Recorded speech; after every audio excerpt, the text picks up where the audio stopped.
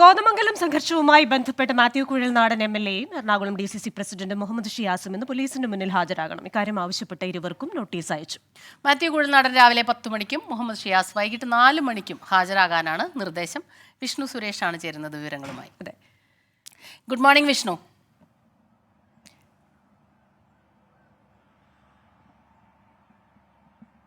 Good morning Smitha. ഈ കേസുമായി ബന്ധപ്പെട്ട ഇന്ന് ഇരുവരോടും ഹാജരാകാനാണ് പോലീസ് നിർദ്ദേശിച്ചിരിക്കുന്നത്. നമ്മൾ മനസ്സിലാക്കുന്നതനുസരിച്ച് ഇരുവരും ഉച്ചയ്ക്ക് ശേഷം 4 മണിക്കായിരിക്കും മുഹമ്മദ് ഷിയാസും മാത്യു കുഴൽനാടനും കോതമംഗലം പോലീസ് സ്റ്റേഷനിൽ ഹാജരാകുക. ഈ കോതമംഗലം സംഘർഷവുമായി ബന്ധപ്പെട്ട മാത്യു കുഴൽനാടനെതിരെ മുഹമ്മദ് ഷിയാസിനെതിരെ 3 കേസുകളാണ് രജിസ്റ്റർ ചെയ്തത്. ഈ കേസുകളിൽ കോടതി ഇരുവർക്കും ജാമ്യം അനുവദിച്ചിട്ടുണ്ട്. ഇരുവരുടെയും അറസ്റ്റ് പാടില്ല എന്ന് കർശന നിർദ്ദേശവും നൽകിയിട്ടുണ്ട്. ആ ഒരു പശ്ചാത്തലത്തിൽ അന്വേഷണത്തോട് പൂർണ്ണമായി സഹകരിക്കണമെന്ന നിർദ്ദേശമാണ് ഇരുവർക്കും കോടതി നൽകിയത്.